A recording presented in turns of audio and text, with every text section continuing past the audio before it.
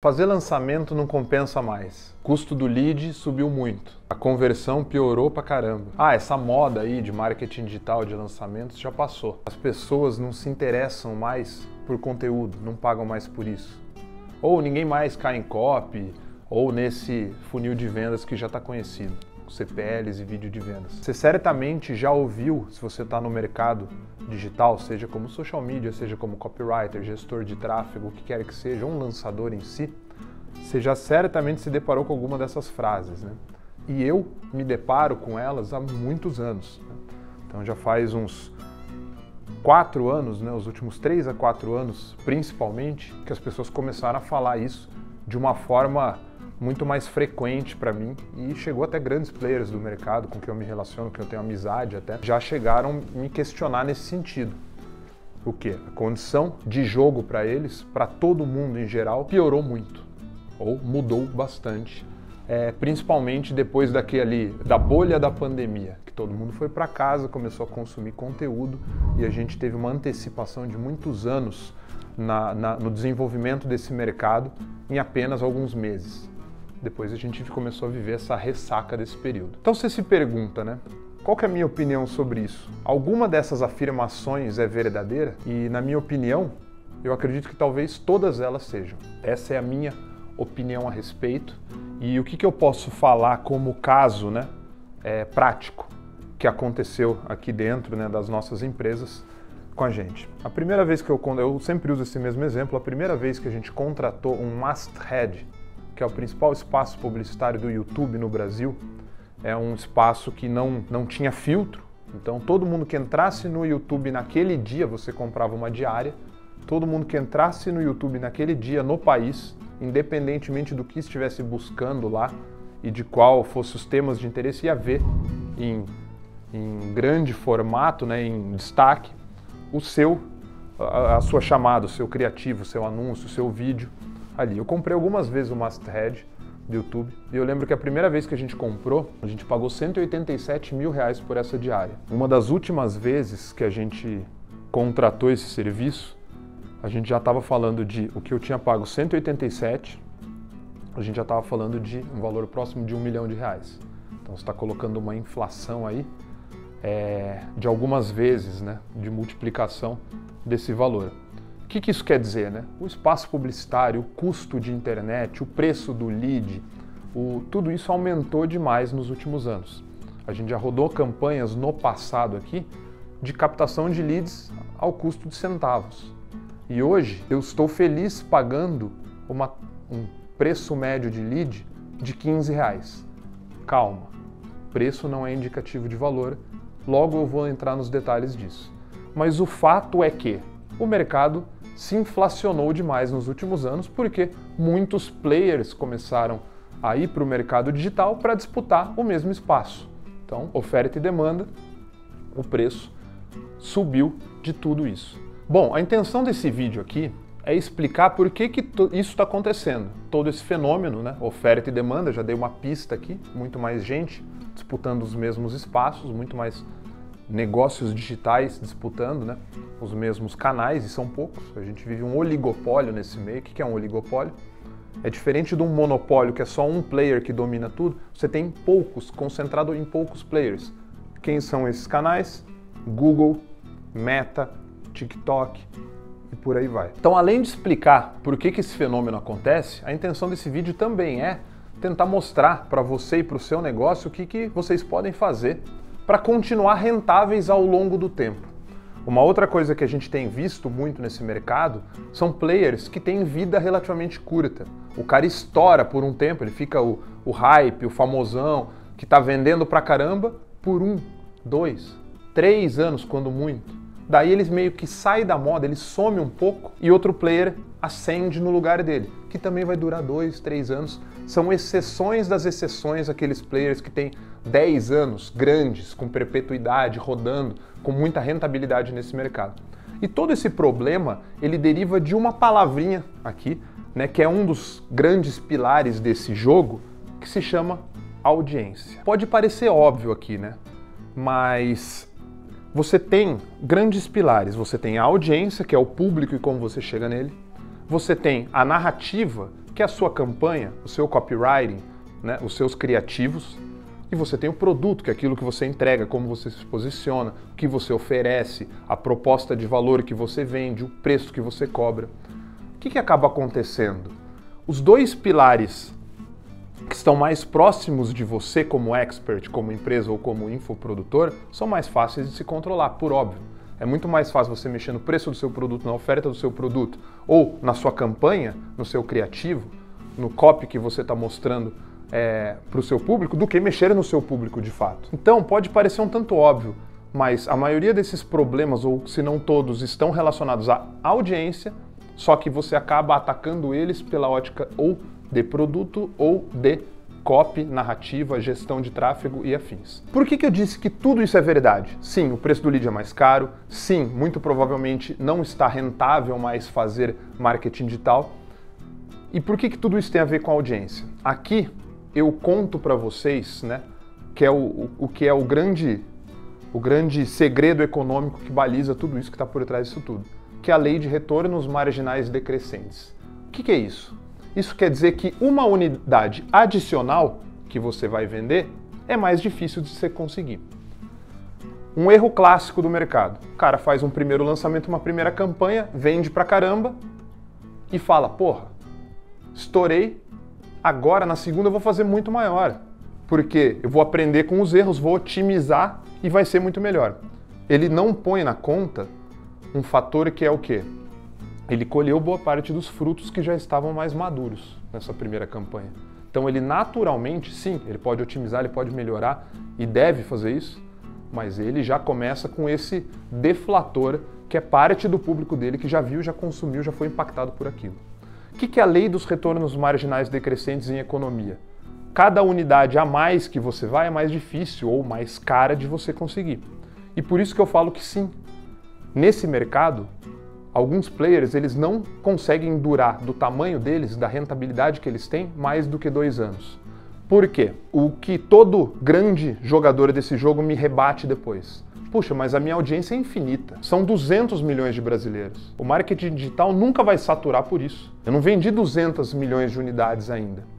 Não, e eu concordo com isso. O mercado pode ser muito mais amplo se você fala com todo o público.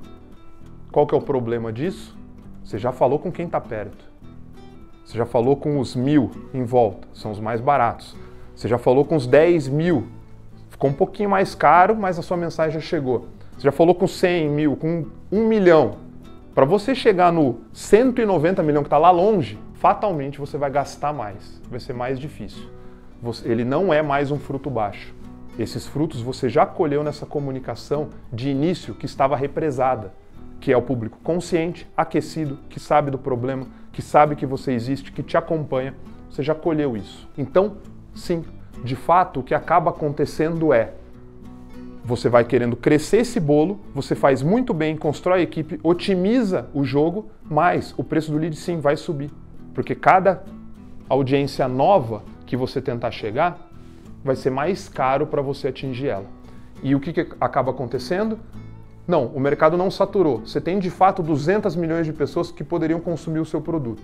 Só que chega num ponto dessa curva que fica inviável o custo de chegar nessa unidade adicional de cliente, nesse novo cliente, comparativamente ao que você vai gastar na campanha.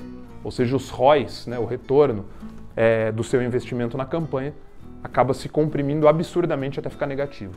Então, sim, esse é um problema real que você vai enfrentar inevitavelmente. Porque árvores não crescem até o céu.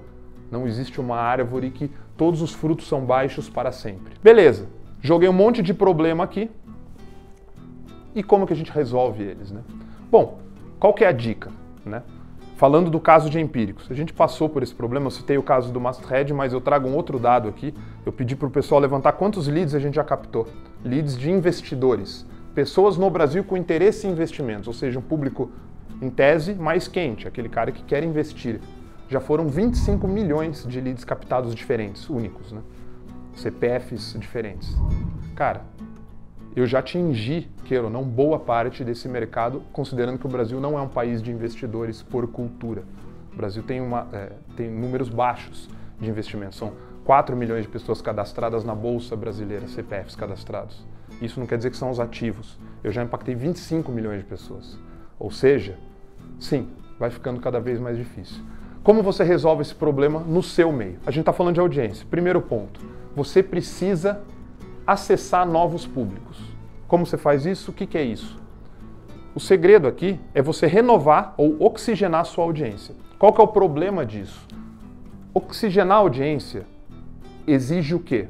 Education dela. Você educar novos públicos. Você tinha uma audiência quente, você tem a audiência fria que naturalmente é muito maior. O que é a fria? Aquela audiência que não sabe que você existe, não sabe o problema que tem, não está procurando aquele produto, aquela solução ainda. Você precisa educar essa audiência fria para ela virar audiência quente. Qual que é o problema? Isso aí é tranquilo. Qual que é o problema desse jogo? A velocidade de oxigenação, de construção de nova audiência, muitas vezes não é correspondente com o seu ímpeto ou velocidade de lançar e vender a mais, de crescimento. Então você precisa balizar essas duas coisas, entender a velocidade de um e de outro. Segunda coisa que você precisa fazer, readequação de portfólio, que nada mais é do que a consequência disso. Se eu não consigo esquentar ou gerar novas audiências com a velocidade que eu preciso vender os meus produtos, o que eu preciso fazer? Readequar o meu portfólio, de uma forma que a minha empresa, os meus produtos sejam rentáveis ainda, paguem a conta e esperem essa nova audiência ser construída. O que você faz com isso? Você vai ter que mexer no seu ritmo de lançamentos, no preço ou na esteira dos seus produtos. Então, do meu caso, como que eu atendi esse problema por muito tempo? Eu extraí mais valor dos mesmos clientes, que é o conceito de lifetime value. Porra, faz um lançamento, tem um produto que é blockbuster, que é o que mais vende, o carro-chefe da casa, trago o cliente, rentabilizo ele. Putz, eu não tive velocidade para trazer novos clientes de forma rentável ainda. O que eu faço? Vou rentabilizando cada vez mais essa audiência que eu já tenho. Como? Esteira de produtos, preço, e aí vai do seu negócio o que é permitido você testar e fazer ali. Então, readequação de portfólio e o mais importante disso tudo, que eu acho que é talvez o último estágio de conhecimento de negócio, é a sua inteligência financeira na construção da audiência. Que é saber até quanto você pode pagar numa nova audiência, num novo lead. Porque ele não é igual à audiência anterior. E a experiência que você tem é com base no seu próprio histórico. O que a gente está falando? Porra, eu gastei X para pegar esse fruto que está aqui. E ele teve uma conversão maravilhosa. Você vai se basear nesse mesmo dado para gastar num cara novo. Só que ele é um fruto mais alto. Então ele tem muito possivelmente uma conversão pior, um custo mais caro para ser acessado. Você precisa começar a usar os seus dados históricos e para dar o quê? Granularidade na sua construção de audiência. O que é granularidade? É você conseguir quebrar aquilo e ter uma ótica não de um todo, mas uma ótica específica. Essa audiência, engajados no meu Instagram nos últimos 30 dias, ela tem esse peso de conversão, esse valor histórico. Essa outra audiência, que é só seguidor, essa outra audiência, que é um lead captado, você tem que começar a atribuir peso para perceber que CPL, custo do lead, não é uma métrica sozinha. Eu já paguei centavos em custo de lead que não converteu nada. Trouxe muito lead frio que não tinha conversão. E hoje eu pago sorrindo R$60 em alguns leads, no custo do lead. Sorrindo por quê? Porque eu sei que ele veio de uma temática de criativo, de um produto e de um formato de audiência que mais do que paga a conta. Considerando que eu estou vendendo um produto de 2.000, se eu pagar R$60 para ele vir e tiver uma boa conversão, a conta super fecha para a gente. Então esse é o grau de inteligência financeira que vocês vão ver na tela que a gente consegue hoje monitorar por aqui. Como? Usando histórico, ponderando que o histórico não é o senhor da razão, ele só mostra um retrato de passado, com o quê? Com granularidade, com o quanto a gente consegue dar de especificidade para aquela campanha. O caso empíricos, como que a gente está há 15 anos de uma forma rentável? Sim, a gente passou por os soluços no meio do caminho, teve que redimensionar o tamanho da operação, isso eu digo na estrutura de custos ou quantidade de produtos, quantidade de colaboradores, quantidade de investimento em tráfego, com produtos ao longo do tempo. A gente já fez lifetime value, de aumentar a esteira, de extrair muito valor da base de clientes, de vender futuro, né? Vender projetos que estão para frente. A gente já remanejou muito. Qual que foi a última tacada que voltou a gente até a rentabilidade dos melhores anos da empresa? Inclusive a gente tem hoje a melhor rentabilidade histórica do negócio.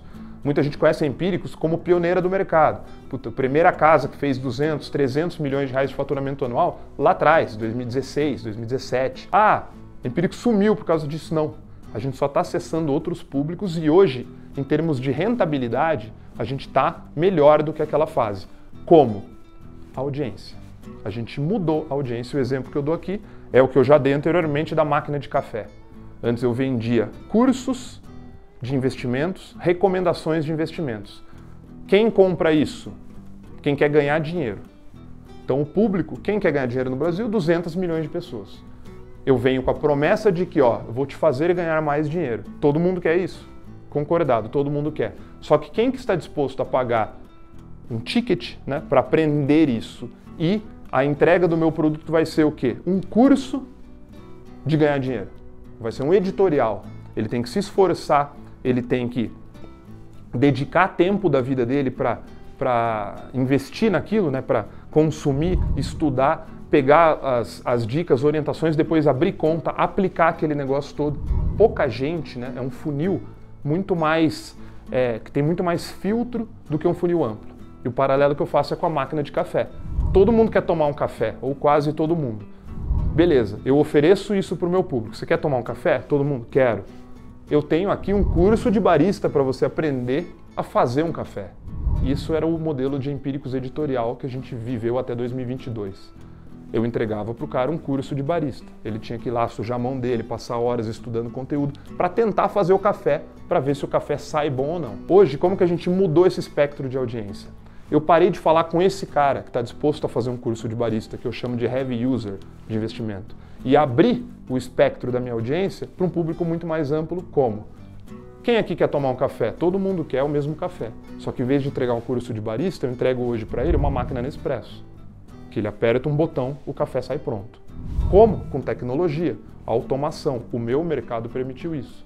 Então você vai ver os produtos de Empíricos vendendo automações de investimento, carteiras automatizadas, fundos, copy and trade, que é a operação que o meu trader faz e replica na conta do cliente. Esse tipo de coisa. E o editorial? O editorial vem junto. O manual da máquina está ali para o heavy user, se ele quiser, se especializar e atender a esse anseio dele.